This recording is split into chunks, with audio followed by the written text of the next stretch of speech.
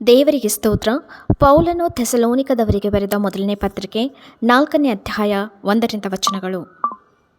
ಕ್ರೈಸ್ತರಿಗೆ ಇರತಕ್ಕ ನಡವಳಿಯನ್ನು ಕುರಿತದ್ದು. ಕಡೆ ಮಾತೇನೆಂದರೆ, ಸಹೋದರರೇ, ನಾವು ಕರ್ತನಾದ ಯೇಸುವಿನ ಅಧಿಕಾರದಿಂದ ನಿಮಗೆ ಕೊಟ್ಟ ಆಜ್ಞೆಗಳನ್ನು ತಿಳಿದಿದ್ದೀರಷ್ಟೇ. ನೀವು ಹೇಗೆ ನಡೆದು ದೇವರನ್ನು ಮೆಚ್ಚಿಸಬೇಕೋ ಅದನ್ನು ನಮ್ಮಿಂದ ಕಲಿತುಕೊಂಡು ಅದರಂತೆ ನಡೆಯುತ್ತಲೇ ಇದ್ದೀರಿ.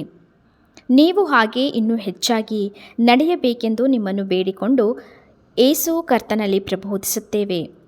ದೇವರ ಚಿತ್ತವೇನೆಂದರೆ ನೀವು ಶುದ್ಧರಾಗಿ ಇರಬೇಕೆಂಬುದೇ.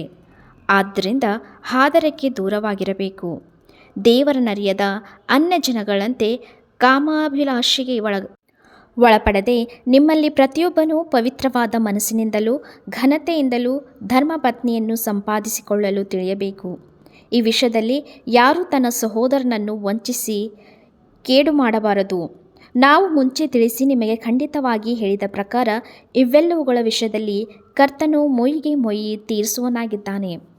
ದೇವರು ನಮ್ಮನ್ನು ಬಂಡತನಕ್ಕೆ ಕರೆಯದೆ ಶುದ್ಧರಾಗಿರುವುದಕ್ಕೆ ಕರೆದನು.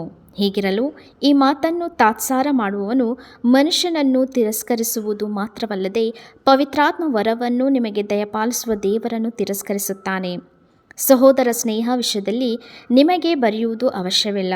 ಒಬ್ಬರನ್ನೊಬ್ಬರು ಪ್ರೀತಿಸಬೇಕೆಂಬ ಉಪದೇಶವನ್ನು ನೀವೇ ದೇವರಿಂದ ಹೊಂದಿದವರಾಗಿದ್ದು ಸಮಸ್ತ ಮೆಕೆದೋನ್ಯದಲ್ಲಿರುವ ಸಹೋದರನೆಲ್ಲ ಪ್ರೀತಿಸುವವರಾಗಿಯೇ ಇದ್ದೀರಿ. ಆದರೂ ಸಹೋದರರೇ, ನೀವು ಪ್ರೀತಿಯಲ್ಲಿ ಇನ್ನೂ ಹೆಚ್ಚುತ್ತಾ ಬರಬೇಕೆಂದು ನಿಮ್ಮನ್ನು ಪ್ರಬೋಧಿಸುತ್ತೇವೆ. ಇದಲ್ಲದೆ ನಾನು ನಿಮಗೆ ಆಜ್ಞೆ ಕೊಟ್ಟ ಪ್ರಕಾರ ನೀವು ಮತ್ತೊಬ್ಬರ ಕಾರ್ಯದಲ್ಲಿ ತಲೆ ಹಾಕದೆ ಸುಮ್ಮಗಿದ್ದು ಸ್ವಂತ ಕಾರ್ಯವನ್ನು ನಡೆಸಿಕೊಂಡು ಕೈಯಾರೆ ಕೆಲಸ ಮಾಡುವುದೇ ಮಾನವೆಂದೆನಿಸಿರಿ. ಹೀಗಿದ್ದರೆ ನೀವು ಹೊರಗಿನವರ ಎದುರಿನಲ್ಲಿ ಸಜ್ಜನರಾಗಿ ನಡೆದುಕೊಳ್ಳುವಿರಿ ಮತ್ತು ನಿಮಗೆ ಯಾವುದಕ್ಕೂ ಕೊರತೆ ಇರುವುದಿಲ್ಲ. ಯೇಸು ಕರ್ತನು ಪ್ರತ್ಯಕ್ಷನಾಗುವುದಕ್ಕೆ ಮುಂಚಿತವಾಗಿ ಸಾಯುವ ಭಕ್ತರನ್ನು ಕುರಿತದ್ದು.